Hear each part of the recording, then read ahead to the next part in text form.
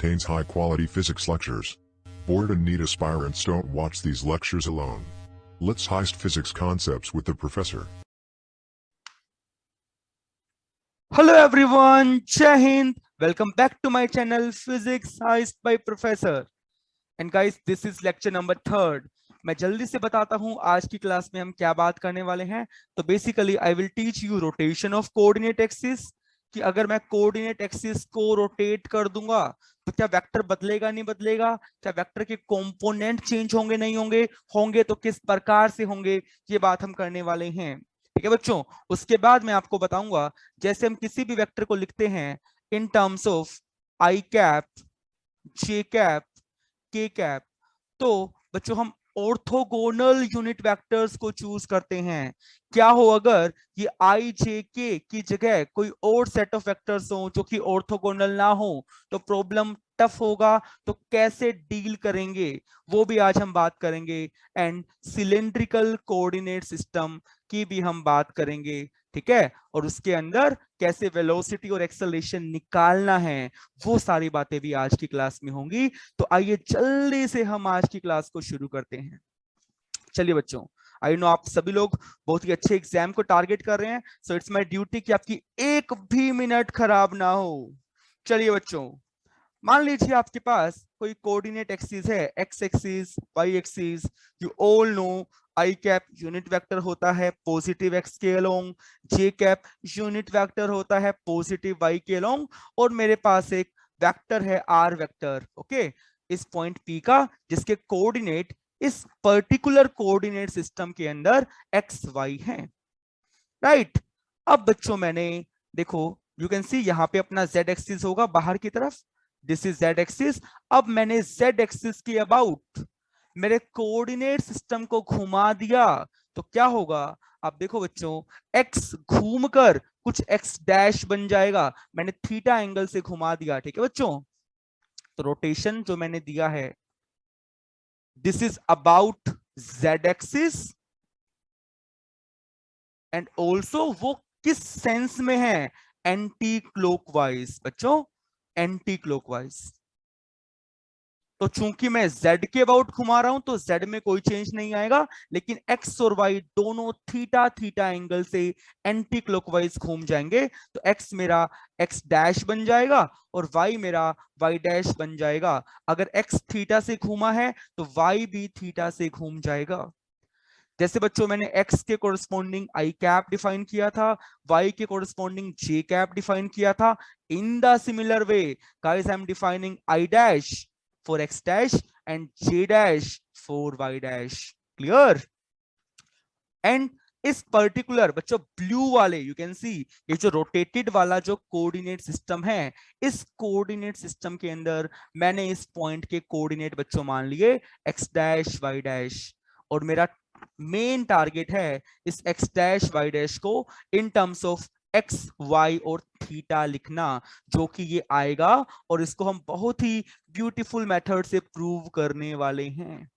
Vector का सहारा लेके काफी किताबों में इसको प्रूव किया जाता है यूजिंग ज्योमेट्री, जो कि थोड़ा सा एक गंदा सा प्रूफ होता है. गंदा इन द सेंस गंदा मैथमेटिक्स है ना, ज्योमेट्री वाला मैथमेटिक्स, ट्रायंगल देखो, ये करो वो करो. हम इसको बड़े ही प्यारे वेक्टर वाले अप्रोच से करेंगे. क्लियर? चलिए जल्दी से बच्चों शुरू करते हैं. सबसे पहला मेरा सवाल आपसे ये है कि मैंने इस एक्स वाई, इस वाइट वाले कोऑर्डिनेट सिस्टम को जेड के अबाउट थीटा एंगल से घुमाया तो वो ब्लू वाला बन गया. तो बच्चों इस आर वेक्टर पे क्या फर्क पड़ा? वेक्टर पे कुछ फर्क नहीं पड़ा. देखो बच्चों, उसकी लेंथ भी नहीं बदली, उसकी डायरेक्शन भी नहीं बदली.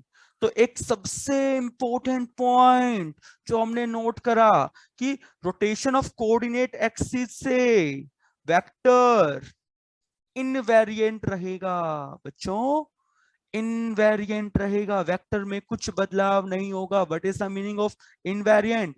वेरी नहीं करेगा, चेंज नहीं करेगा, लेकिन वेक्टर के कंपोनेंट तो बदलेंगे. देखो बच्चों, इस वाइट वाले के लिए इस आर वेक्टर का एक्स कंपोनेंट एक्स था, है ना, और बच्चों you can see y component y था.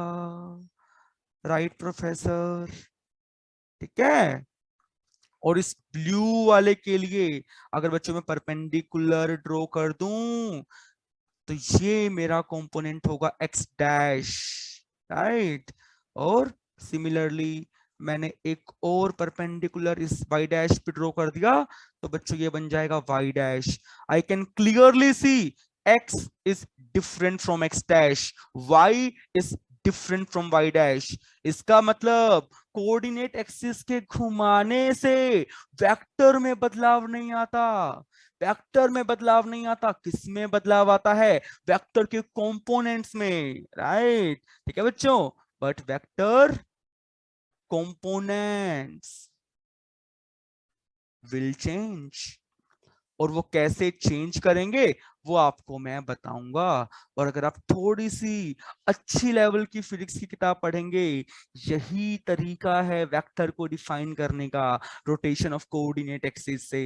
जो आप डेफिनेशन पढ़ते हैं वो कहीं ना कहीं इनकम्प्लीट है, right. Rotation of coordinate axis से रियल डेफिनेशन दी जाती है वेक्टर की। चलिए मैं ज्यादा डिटेल में नहीं जाऊंगा, बट मैंने आपको थोड़ा सा आइडिया दे दिया है, और थोड़ा सा मैं और भी बोल दूंगा इस लेक्चर में इसके बारे में। तो बच्चों मुझे x डैश और y डैश निकालना है। चलिए जल्दी से हम काम शुरू कर लेते हैं बच्चों, ठीक है। देखिएगा, एक बात तो कंफर्म है, जो r वेक्टर है वो बिल्कुल सेम है ना बच्चों, वेक्टर में कुछ बदलाव नहीं आया। तो r वेक्टर को मैं इस वाइट वाले में, let me use the correct colour code, r vector को इस वाइट वाले में मैं लिख सकता हूं x i cap plus y j cap. और बच्चों ब्लू वाले में क्या लिख पाऊंगा? बोलो बोलो, x dash i dash, i dash cap बोल लो, कोई दिक्कत नहीं है। यूनिट वेक्टर के लिए जनरली हम कैप यूज करते हैं, plus y dash j dash cap. Clear? Right professor. अब मुझे x डैश और y डैश का वैल्यू निकालना है। तो मुझे समझ में आ रहा है कि जैसे angle between i cap and j cap 90 था, उसी प्रकार से i डैश और j डैश के बीच का एंगल भी 90 है। बिल्कुल है। इसका मतलब i डैश और j डैश भी क्या है? These are orthogonal unit vectors. आज की क्लास में हम ये भी बात करेंगे कि अगर ऑर्थोगोनल यूनिट वेक्टर्स नहीं होगा तो क्या होगा। बहुत इंटरेस्टिंग क्लास होने वाली है आज की। चलिए बच्चों देखो, अब मुझे एक्स डैश निकालना है, तो मैंने डॉट कर दिया, taking dot with i dash cap on both side, on both sides. तो क्या बनेगा? X i cap dot i dash plus y j cap dot i dash is equal to x dash i dash dot i dash plus y dash j dash dot i dash. Right बच्चों, मैंने दोनों side i dash से dot कर दिया, but ये तो orthogonal है तो ये जीरो बन जाएगा। अब देखो i dot i dash, you can see i और आई डैश के बीच एंगल कितना है? थीटा। राइट बच्चों, और मुझे जे और आई डैश में भी एंगल चाहिए। जे और आई डैश के बीच एंगल क्या बनेगा? ये मेरा जे है और ये आई डैश है, ये बन जाएगा 90 माइनस थीटा। तो बच्चों मैं इसको यहां पे लिख रहा हूं x, तो आई डॉट आई डैश क्या बन जाएगा? Cos theta, right, because angle theta है और मैग्नीट्यूड 1 है, plus y j dot i dash, ये बच्चों बनेगा क्योंकि एंगल 90 माइनस थीटा है तो cos 90 minus theta is equal to x dash, क्योंकि i dash dot i dash क्या होगा? 1 होगा। राइट, मैं अगले पेज पे बच्चों सोल्व कर लेता हूं। बाकी तुम देख भी पा रहे हो एक्स डैश का वैल्यू ये आ जाएगा, क्योंकि कोस 90 minus theta is sine theta. तो हमने सक्सेसफुली एक्स डैश का वैल्यू निकाल लिया है। राइट, अब बच्चों आइए थोड़ा सा आगे बढ़ते हैं। फिर से मैं वही करूंगा, कलर कोड को मैं भूल गया हूं। X i cap plus y j cap, और ये था मेरा x dash i dash cap plus y dash j dash cap. अब बच्चों मुझे वाई डैश निकालना है, आप में से कौन मुझे बताएगा कैसे वाई डैश निकालूं? प्रोफेसर, आपने एक्स डैश को निकालने के लिए आई डैश के साथ डॉट किया था, वाई डैश को निकालने के लिए जे डैश के साथ डॉट करेंगे। ठीक है, तो क्या बनेगा बच्चों? X i cap dot j dash plus y j dot j dash is equal to x dash i dash dot j dash plus y dash j dash dot j dash. Right right professor, ये तो इस बार 0 बन जाएगा because orthogonal है। तो Y dash का value क्या आएगा? X i dot j dash. जरा ध्यान से देखना, आई डॉट जे डैश। बच्चों एंगल कितना बनेगा दोनों के बीच में? 90 plus theta. So angle between i and j dash is equal to 90 plus theta. Right, तो क्या बन जाएगा ये? कोस 90 प्लस थीटा। क्लियर है? उसके बाद जे डॉट जे डैश, जे और जे डैश के बीच का angle you can see this is theta. तो अब तो बहुत सिंपल बन गया, ये बन जाएगा बच्चों कोस थीटा। तो वाई डैश का वैल्यू क्या बनेगा? कोस 90 plus theta is minus sine theta. तो ऐसे हमने वाई डैश का वैल्यू भी निकाल लिया। क्लियर? तो बच्चों एक्स डैश क्या आया?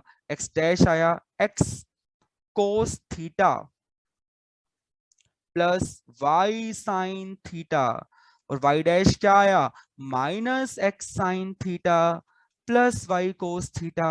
अब मैं चाहूं तो इसको मैट्रिक्स फॉर्म में भी लिख सकता हूं, जैसा हमने थोड़ा सा पढ़ा था पिछली क्लासेस के अंदर।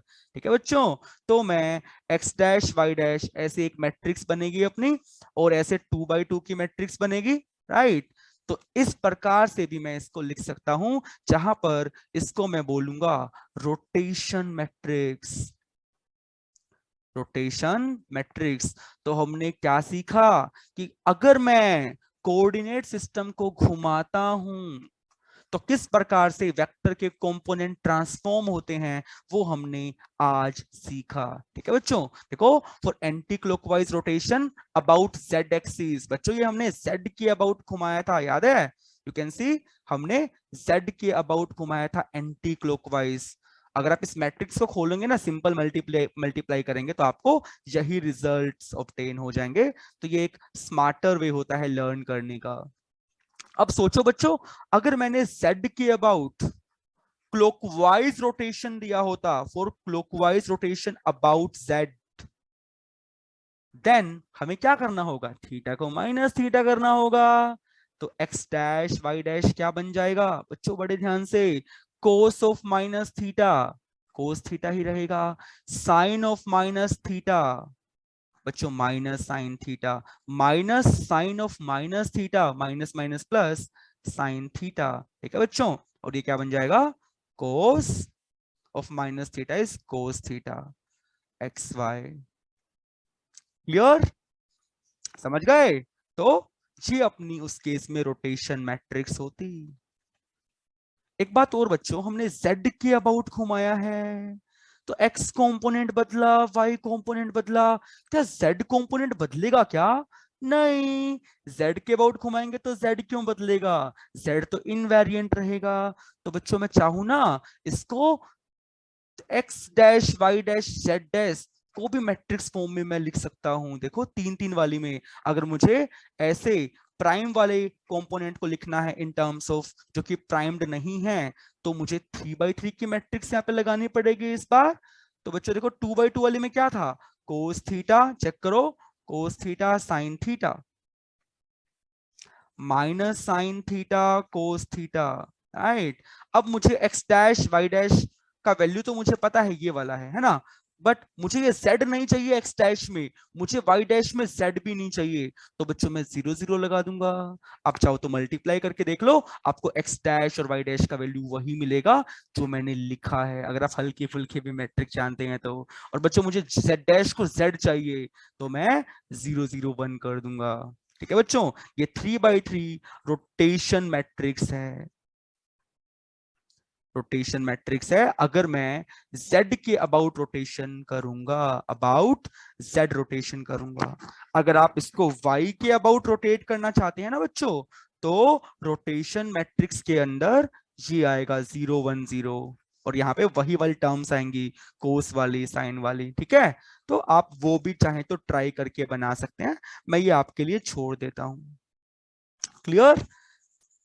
तो हमने क्या सीखा कि अगर हम कोऑर्डिनेट सिस्टम को घुमाते हैं तो वेक्टर पे कुछ फर्क नहीं पड़ता, वेक्टर इनवेरिएंट रहता है, लेकिन वेक्टर के कंपोनेंट ट्रांसफॉर्म होते हैं, राइट। वो आज बच्चों हमने सीख लिया।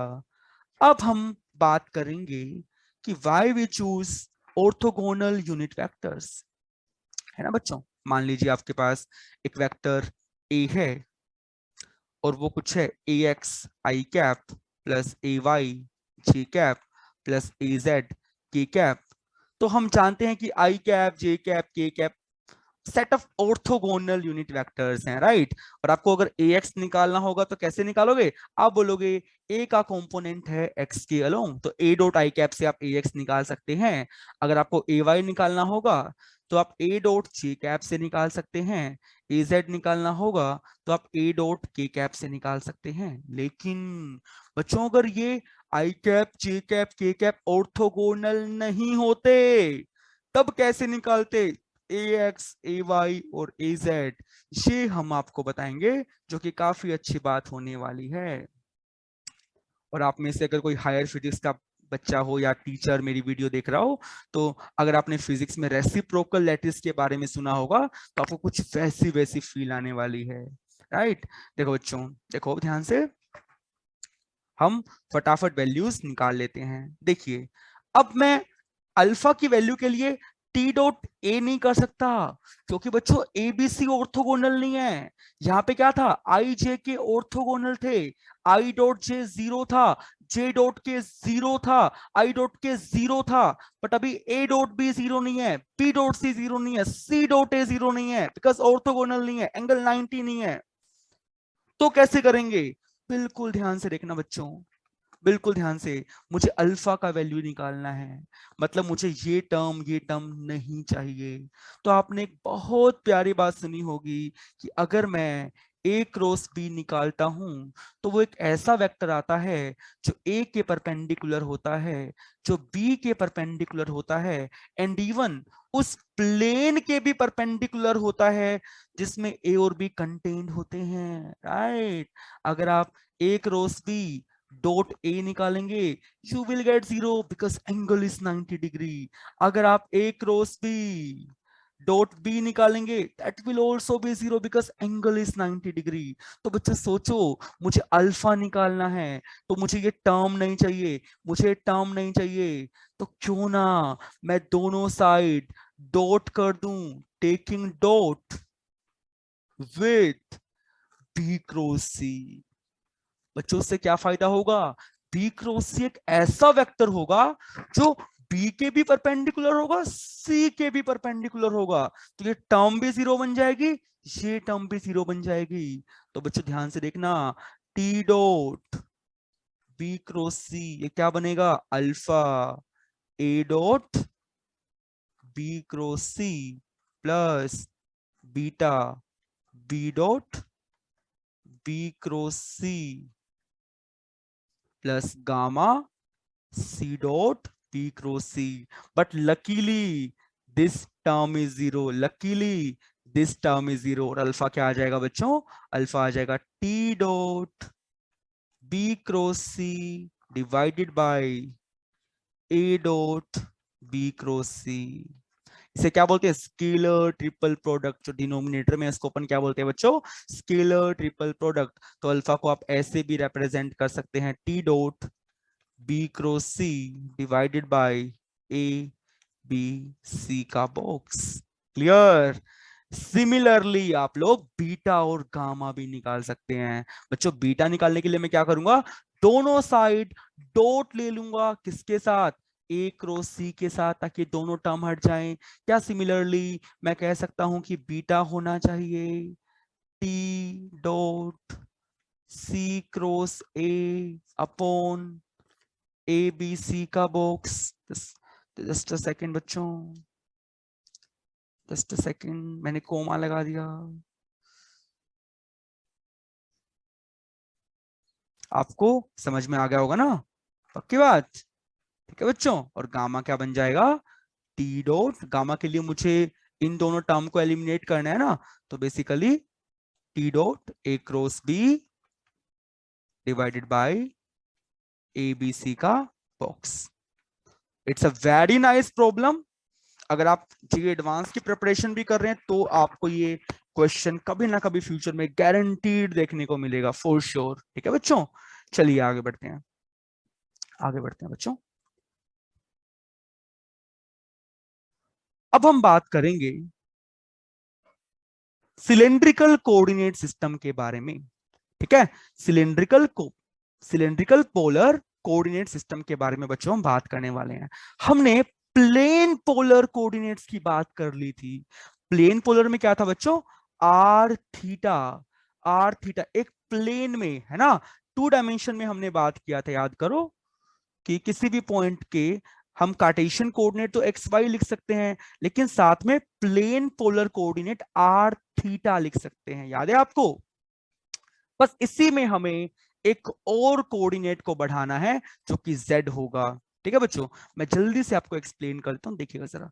मैंने एक सिलेंडर बना दिया एंड यू कैन सी ये मेरी x एक्सिस है, ये y एक्सिस है, और बच्चों ये z एक्सिस है। ठीक है, और यहां पे इस पॉइंट पे let me mark that point, आपको समझ में आएगा।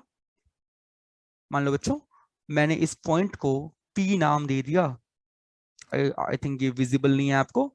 मान लो मैंने इस पॉइंट को P नाम दे दिया, और आपका फ्रेंड ओरिजिन पर है। ठीक है, और आपको आपके फ्रेंड को बुलाना है आपके पास, P के पास, तो आप क्या बोलोगे?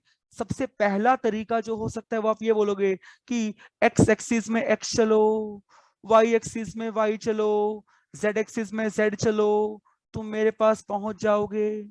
फिर से बोलता हूं बच्चों, आप ओरिजिन पे आपका फ्रेंड है, आप P पर हो, कैसे बुलाओगे उसको? आप बोलोगे ओरिजिन में x एक्सिस के अलोंग x चल, y एक्सिस के अलोंग y चल, z एक्सिस के अलोंग z चल, मेरे पास तो पहुंच जाएगा। लेकिन एक और तरीका भी तो है। कैसे बच्चों? आप बोलोगे कि सबसे पहले रेडियस चल, थीटा घूम, और z ऊपर चल। यस और नो? बच्चों देखो, आप क्या बोलोगे? आप बोलोगे इस वाले पॉइंट से रेडियस बाहर चल, थीटा घूम, z ऊपर चल, P तक पहुंच जाओगे। यस और नो? ये भी एक तरीका हो सकता है। और बच्चों यहीं से जन्म होता है किसका? सिलेंड्रिकल कोऑर्डिनेट्स का।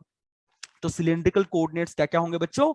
एक तो रेडियस होगी इस सर्कल की जो कि नीचे बना रखा है ना, एक थीटा होगा और एक जेड होगा, राइट? अगर आप ध्यान से ऑब्जर्व करेंगे ना, जो ये नीचे वाला है ना बेटा, जो नीचे वाला है, ये तो आर और थीटा ही तो है, प्लेन पोलर कोऑर्डिनेट्स वाले।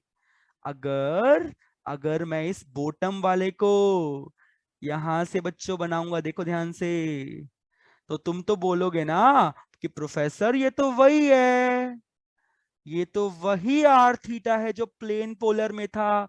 अरे तभी तो आपको प्लेन पोलर पहले सिखाया। क्लियर? यस और नो? तो इसका मतलब क्या प्रोफेसर आप कहना चाहते हैं कि जैसे मैंने प्लेन पोलर में x को r कोस थीटा लिखा था, y को r साइन थीटा लिखा था, जहां भी लिख सकते हैं? एकदम लिख सकते हैं बच्चों, एकदम लिख सकते हैं, बिकॉज डिट्टो ही तो वही है। और z, z देखो कार्टेशियन का z, अरे सिलिंड्रिकल में भी तो z ही है, तो z कार्टेशियन का और z सिलिंड्रिकल का एकदम बराबर है।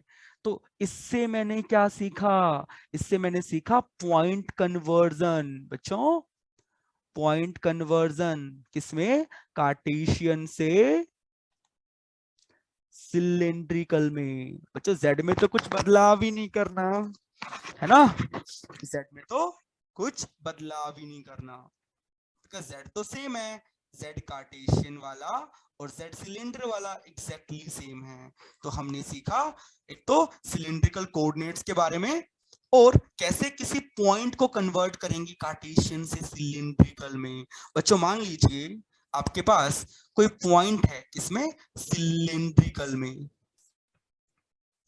और आपको उसको कन्वर्ट करना है कार्टेशियन में, तो वो भी हम बड़े आराम से कर सकते हैं। मतलब बच्चों आपके पास क्या गिवन है इस बार, आर थीटा जेड गिवन है, आर थीटा जेड गिवन है, और मुझे कन्वर्ट करना है उसको एक्स वाई जेड में। तो सबसे पहली बात तो प्रोफेसर जेड तो वही होगा, जेड तो वही होगा, और ये तो वही है जो प्लेन पोलर वाला था। इसका मतलब प्रोफेसर क्या मैं आर को लिख पाऊंगा under root x square plus y square, yes और नो, राइट प्रोफेसर। क्या मैं थीटा को लिख पाऊंगा tangent inverse y by x, ठीक है।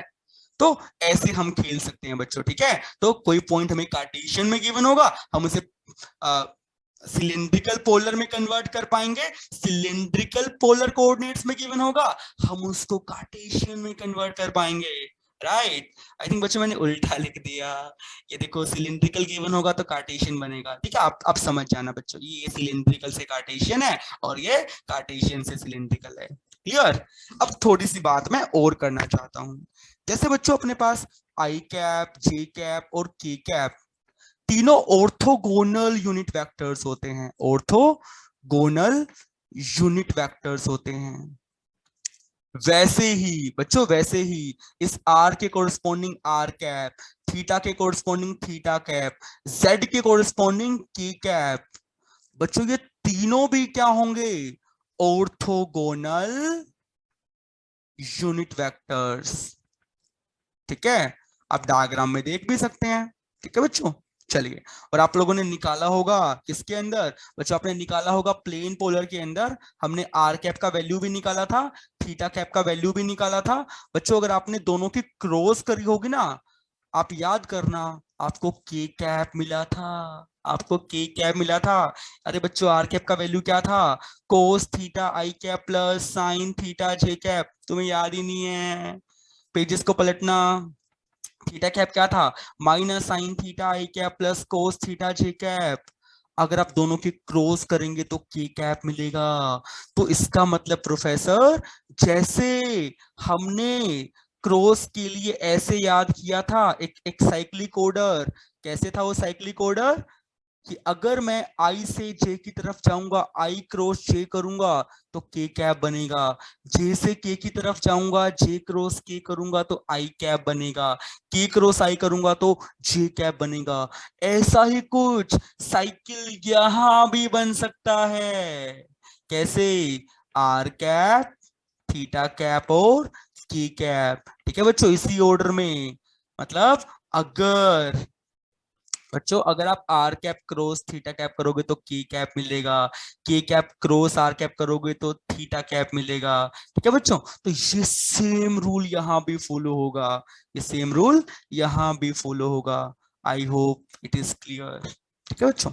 एक छोटा सा पॉइंट मैं हाईलाइट करना चाहता हूँ कि अगर आप काफी स्टैंडर्ड बुक्स को पढ़ेंगे ना बेटा, तो आपको तो मैंने आर थीटा जेड से सिखाया, तो सिलिंड्रिकल कोऑर्डिनेट्स में ना वो थीटा को थीटा यूज ना करके फाई यूज करते हैं, और उसके लिए रीजन ये है कि जब हम स्फेरिकल कोऑर्डिनेट सिस्टम पढ़ेंगे ना बच्चों, तो मैं आपको एक बार ये काम व्हाइट बोर्ड पे करके दिखाता हूं। अगर आप लोग स्फेरिकल कोऑर्डिनेट सिस्टम को पढ़ेंगे ना, स्फेरिकल को बच्चों, उसके अंदर आता है आर थीटा फाई, दो एंगल्स आते हैं, ठीक है बच्चों। और सिलिंड्रिकल में एक ही एंगल है, ये आपको समझाया जाएगा, I will take a class on spherical coordinate system also. Cylindrical में क्या है बच्चों, आर फाई जेड। और मैं आपको ऐसा क्यों बोल रहा हूं कि आपको इसको फाई बोलना चाहिए, बिकॉज बच्चों जो फाई यहां पर है ना सिलिंड्रिकल का, वही स्फेरिकल का फाई है। अगर मैं इसको यहाँ पे थीटा बोल दूंगा ना, तो आप इस थीटा को और इस थीटा में कंफ्यूज हो जाएंगे। इसीलिए अच्छी जो टेक्स्ट बुक, जो भी जितनी भी अच्छी किताबें होती हैं, वो इस सिलिंड्रिकल वाले के अंदर आर फाई जेड यूज करती हैं, ना कि आर थीटा जेड। मैंने क्यों आर थीटा जेड यूज किया, बिकॉज हमने प्लेन पोलर में भी थीटा यूज किया था, आप कंफर्टेबल थे, ठीक है। बट आपको इस बात को समझना चाहिए, ठीक है बच्चों। तो हैबिट डाल लो कि हम आर थीटा जेड की जगह ज्यादा से ज्यादा आर फाइव जेड यूज करेंगे। अगर आप और थोड़ी सी स्टैंडर्ड बुक्स को देखेंगे, वहां पे बच्चों आर यूज ना करके एस को यूज करता है या फिर रो को यूज करता है, ठीक है। तो ये सब नोटेशंस हैं, ज्यादा परेशान होने वाली कोई भी बात नहीं है, ठीक है बच्चों। चलिए, तो आपको मैंने एक क्विक आइडिया दे दिया है सिलिंड्रिकल कोऑर्डिनेट सिस्टम के बारे में। चलिए अब हम बढ़ते हैं बच्चों आगे। मेरे को एक पेज और चाहिए जहां पे मैं आपको सिखा सकूं वेलोसिटी और एक्सेलरेशन कैसे लिखेंगे, किसके अंदर, सिलिंड्रिकल कोऑर्डिनेट सिस्टम के अंदर। देखो बच्चों, सबसे पहले तुम्हें पोजीशन वेक्टर लिखना चाहिए। वो कैसे लिखेंगे अपन, x i cap plus y j cap plus z k cap. चलो मैं उसी पेज पे करता हूं, वो प्रॉब्लम भी एक्चुअली वही है। देखो बच्चों, ये वही प्रॉब्लम है जिसमें हम सीखेंगे velocity and acceleration in cylindrical polar coordinates, right? polar coordinates। चलिए बच्चों कर लेते हैं फटाफट। तो आर हम कैसे लिखेंगे, x i cap plus y j cap plus z k cap, right. तो आर क्या बन जाएगा बच्चों, एक्स का वैल्यू देखो क्या था, आर कोस फाइव यूज कर लो मैं एक बार, है ना। यहाँ पे देखो रो फाइव जेड गिवन है और मैं ट्राई करूंगा मैं रो ही यूज करूं बच्चों। चलो, rho cos phi i cap plus rho sine phi j cap plus z k cap, है ना। तो आर वेक्टर क्या बन जाएगा बच्चों, जरा रो तो कॉमन ले लो, ये बनेगा कोस phi i cap plus sign phi j cap plus z k cap. लेकिन कोस phi i cap plus sign phi j cap क्या है, ये तो कुछ आर कैप था। देखो देखो देखो, ये तो आर कैप था। आर कैप का मतलब रो कैप, है ना बच्चों। मैंने मैंने उसको रो कैप बोल दिया, तो क्या बन जाएगा, रो कैप प्लस जेड की कैप, ठीक है बच्चों। ये अपना आर वेक्टर बन जाएगा। तो ये क्वेश्चन मैंने टेलीग्राम पे पोस्ट भी किया था और मैक्सिमम बच्चों ने ए और बी ऑप्शन टिक किया था। निकम्मो, सी इसका करेक्ट आंसर होगा, ठीक है बच्चों। सी इसका करेक्ट आंसर होगा। You can C row cap plus Z Z cap. इसने जेड कैप बोला है, आप के कैप भी बोल सकते हो, कोई दिक्कत नहीं है, ठीक है बच्चों। ये आपका क्या बन गया, पोजीशन वेक्टर आर बन गया। अब वेलोसिटी कैसे निकालेंगे, वेलोसिटी भी तो निकाल सकते हैं ना डेरिवेटिव करके, D R vector by d T, ठीक बात। तो ये तो वेलोसिटी वही आएगी। देखो ये टर्म का तो डेरिवेटिव हमने प्लेन पोलर में ही कर लिया था, याद आ रहा है आपको। तो लिख लो बच्चों फटाफट। चलो मैं फिर भी कर देता हूं एक बार, रो का रो डॉट, ठीक है, rho cap as it is plus rho as it is. Rho cap का डेरिवेटिव बच्चों क्या आया था, याद करो, d theta by d t, mean theta dot था। यहाँ पे थीटा को फाइव बोला गया है, तो मैं लिख दूंगा D phi by d T और फाइव कैप प्लस में, ठीक है बच्चों, जेड डॉट के कैप। और इसमें सेकंड टर्म नहीं आएगी क्योंकि के कैप तो कांस्टेंट यूनिट वेक्टर है, बस जेड का डेरिवेटिव होगा। तो बच्चों वेलोसिटी क्या बन जाएगी, रो मींस रो डॉट का मतलब d rho by d t rho cap plus, जिस बच्चों को क्लियर नहीं हुआ ना ये टर्म कहां से आई बच्चों, ये लेक्चर नंबर 2 में बहुत अच्छे से क्लैरिफाई कर दी गई है, आप एक बार प्लीज जाके चेकआउट कीजिए, ठीक है। Rho d phi by d t phi cap plus z dot का मतलब d z by d t की कैप। तो अभी भी आपको सी ऑप्शन ही क्लियर दिख रहा है। तो अगर आप ध्यान से देखेंगे ना, ये टर्म तो वही है, एक जेड ही तो बढ़ा है यार, एक जेड ही तो बढ़ा है। तो जो वेलोसिटी हमने प्लेन पोलर में निकाली थी वही वेलोसिटी आएगी, बस एक टर्म ऐड होगी जेड वाली, यस और नो। और जो एक्सेलरेशन बच्चों वहां निकाला था ना, वो तो होगा ही, साथ में इसके कोरस्पॉन्डिंग एक टर्म ऐड हो जाएगी। तो वहां पे क्या आया था याद करो बच्चों, मैं लिखता हूं एक बार, r double dot minus theta dot square r, r cap, याद है, प्लस में, पेजेस को पलटो अपने, निकम्मो पेजेस को पलटो अपने। यहाँ पे क्या था, टू, टू के बाद क्या था, बोलो भाई, अरे मैं दिखाता हूं तुम्हें, आप सब भूल गए हैं, है ना बच्चों, सब भूल गए हो ना। देखो just give me a minute. देखो ये रहा r double dot r minus theta dot square two r dot theta dot r theta double dot.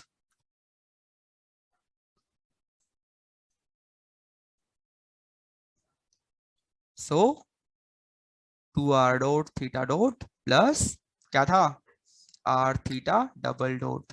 तो यहाँ पे मैं क्या लिखूंगा, मुझे r को रो बनाना है बच्चों, तो रो डबल डॉट, थीटा को फाइव बनाना है तो phi dot square rho cap plus 2 rho dot phi dot plus rho phi double dot phi cap. ठीक है बच्चों, क्लियर है? चलिए बहुत बढ़िया. उसके बाद देखो क्या आएगा, प्लस में इसका हमें डिफरेंशिएशन और करना पड़ेगा. देखो z था पोजीशन वेक्टर में, वेलोसिटी में z डॉट आएगा, एक्सेलरेशन में z डबल डॉट. एक बार फिर से डेरिवेटिव करेंगे और k cap. This is acceleration in cylindrical polar coordinate. ठीक है बच्चों, और ये क्या बन जाएगा, वेलोसिटी अगर मैं लिखना चाहूं तो क्या बनेगा, ये बनेगा rho dot rho cap plus rho phi dot phi cap plus z dot z cap या फिर के कैप.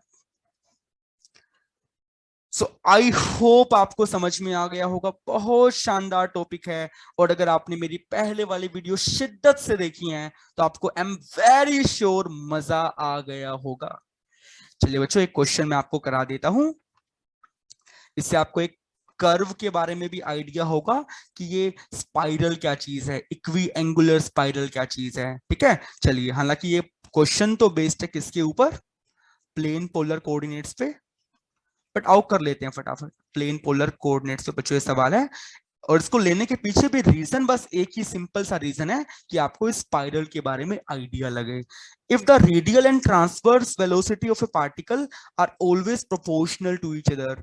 ठीक है बच्चों, तो आपको याद होगा v एक्चुअल में क्या था, v r r cap plus v theta theta cap, और ये अपना था आर डॉट आर कैप, और ये था r theta dot theta cap. Right, और हमें गिवन है रेडियल वेलोसिटी ट्रांसवर्स के डायरेक्टली प्रोपोर्शनल है, मतलब v r is some constant times v theta.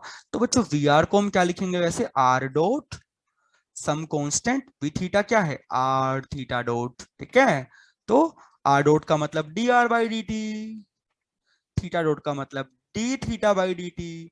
तो बच्चों dt से dt हम कैंसिल कर सकते हैं. Right, so dr by r क्या बन जाएगा, k d theta. Now integrating both sides, अब k तो कांस्टेंट है, इंटीग्रेशन से हम बाहर ले सकते हैं. ठीक बात, तो क्या बनेगा, ये बनेगा ln r, और बच्चों ये बनेगा k थीटा. तो अपना कुछ कांस्टेंट भी आप चाहो तो ऐड कर सकते हो, if you want you can add some constant. Right, तो आपका r जो बनेगा वो e to the power some constant theta की फॉर्मेट का बनेगा. तो ऐसे इक्वेशन को बच्चों हम स्पाइरल कहते हैं. ठीक है, ऐसे इक्वेशन को हम स्पाइरल कहते हैं. इसकी स्टैंडर्ड फॉर्म बच्चों ऐसी होती है, r is equal to some constant e to the power theta. इसको हम स्पाइरल बोलते हैं. देखो स्पाइरल कैसे बनेगा, सोचो एक बार. अगर आप इसको प्लॉट करना चाहोगे बच्चों r थीटा में, तो थीटा अगर यहाँ पे मैं थीटा प्लॉट कर रहा हूँ बच्चों, यहाँ पे r प्लॉट कर रहा हूँ, तो अगर थीटा आप जीरो करेंगे तो e टू द पावर 0 1 होगा, तो r कुछ कांस्टेंट c होगा. लेकिन जैसे जैसे बच्चों थीटा बढ़ेगा e to the power theta बढ़ेगा, r बढ़ेगा, है ना, कंटिन्यूअसली आपका r बढ़ता जाएगा, है ना. तो यही तो अपना स्पाइरल होता है.